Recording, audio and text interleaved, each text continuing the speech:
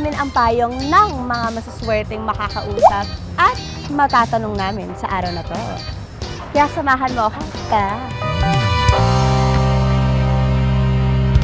Ayan. Pero ayan ate, actually kaya po ako nandito kasi mamimigay po kami ngayon ng payong. Pero syempre, bago mo po kayo bigyan, meron pa ako isang tanong. Kung may papayungan po kayo, sino po ang papayungan? Yung iyong jowa o ang iyong nanay? Ay, yung mama ko. Ay, bakit jowa?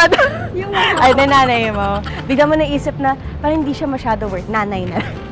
Yung mama ko. Mama niya po. Dahil dyan, bigyan ng payong yan.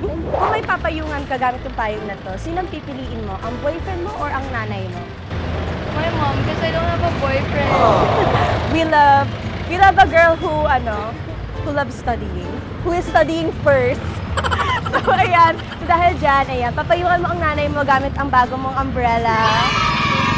Ayan, thank you so much. Kung bibigyan po kayo ng pagkakataon na may papayungan kayo, sino pipiliin nyo?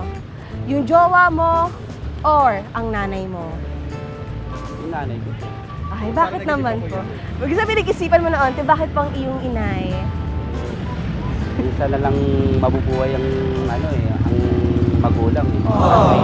At mahirap mawalan din ang magulang. Oo naman. Lalo na pagkasakit pa. Payong lang naman, sir.